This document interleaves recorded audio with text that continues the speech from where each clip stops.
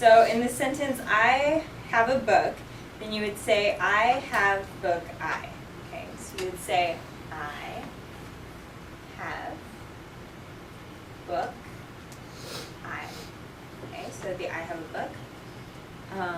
So if we go on, then the next example on page 31 says the man knows me. So you're going to say man, he knows me, he. So man, he knows me, he. Okay, the next example is she, woman, have my book, she. So that would be the woman has my book. So she, so you can either point to one side or the other, so she, either way, okay? So she, woman, have my book, she. Page 32, then it has I want a red box. So it's talking about whenever you have a noun and an adjective. So you can either say the adjective first, like we usually do in English. We could say, oh, the red car. But in ASL, you can do it either way. So in I want a red box, then you can say I want red box I. So I want red box I. So the other way you can do it is I want box red I. You can tell which way I do it. I want box red I. I want box red I. Okay. So if we flip over to page 34, this is where we talk about classifiers. Okay, so one of the classifiers that you can use is this kind of hand shape. So it can be more like an F or it can be more open, which is slightly the way that they're showing it is more open. And so this is for small, flat, and round objects such as like a coin or a button or a watch. So if I was going to say, oh, the woman, her shirt has buttons. So you would look at this and you would say, okay, it's not this big. It's not like super thick. You know that it's something small, like maybe about this size. And I could maybe change it. I could make it smaller. Explain buttons like that. Or you could make it like, oh, bigger buttons like on a jacket or something like that. So you can change this, and this just shows the size. It shows where things are. If I said, lay out the coins on the table, I could show you that I want it here, here, here, here, and over here. And you could see like where to put them, where something was, and it's just a way to describe something, a classifier. It holds the place of something. Okay, the other one was for flat and round objects such as a pancake, a small dish, or a plate, and a hamburger. Okay, so if you had something about this size, so you could say the hamburger I had for lunch was about this big. Or that you would put the hamburger on the bun. Okay, so you could do something like that. And first of all, you'd have to set it up and explain, because this, if I just go, oh, you're like, I don't know what this is. Like, it could be a tortilla, could be a hamburger patty, it could be a really tiny Frisbee for the dog. Like, you have to know what this is, so you would have to spell out like, oh, it's a hamburger, or you could just sign it, hamburger, and then a patty. Where are they? Something simple like that. Or you could explain like, oh, and it has the next one a little bit bigger. So this could be flat and round. This would be like a large plate, a really big steak, or a large pedal. So it could be something like this. Maybe this is a Frisbee, and you're saying the Frisbee, throw it. And it would go like this, and it floats through the air, so you can describe something like that. Okay?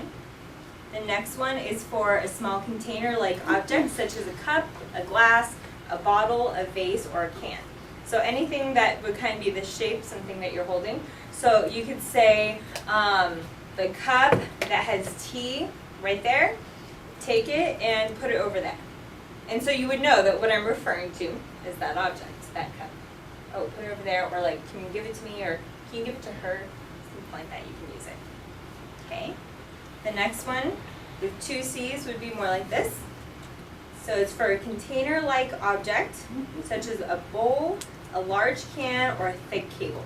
So as we talked about last week, like if you had cables coming down from the ceiling, you could go like this, and you could describe it as you would have to finger spell cable and explain, as cables coming down, but they came down, they look like this. So then in your head you have a visual picture of what you're talking about.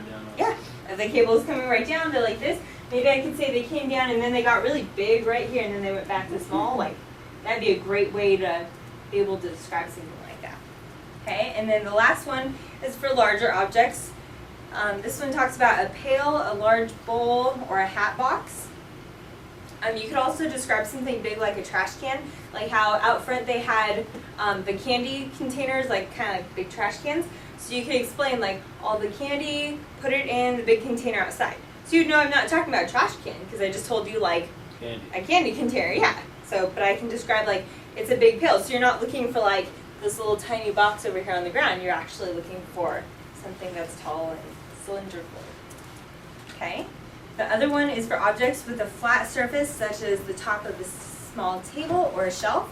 So just like this, or it can go in kind of probably more out like that. So I'm just going to describe, oh, the book, it's that big. Or if you're spreading out something like that, maybe a map or something small. And then for the next one, then it's just doing it bigger. So it'd be for a flat surface, such as a long board, a long shelf, a long table, or a plot of land. Just that it goes out like that. Like that. Just like laid out. Okay. So we went through some of the examples. We talked about like a tortilla. It'd be small. An unfolded map. Well, it would be, it's more like a little, you know, it's like a cylindrical side like that. But we know that it's not thick. We know that it's thin because it has this hand shape. If it was something like super thick, maybe like a loaf of bread. Yeah, like a loaf of bread, something like that. More than it would be like more this size because you know it's thicker. It's not just like a little tiny like thing. Yeah, so this shows thickness. This versus this. And then like obviously like length too, like we talked about this big or it was this big. Okay. That one had a mint, like you're moving a mint. Maybe it would look like this or like this. For like a thick box, could you do something like this? Like to show length and thickness at the same time? You could say that it was a box, and you probably just describe like, oh, it's about this big, by this big.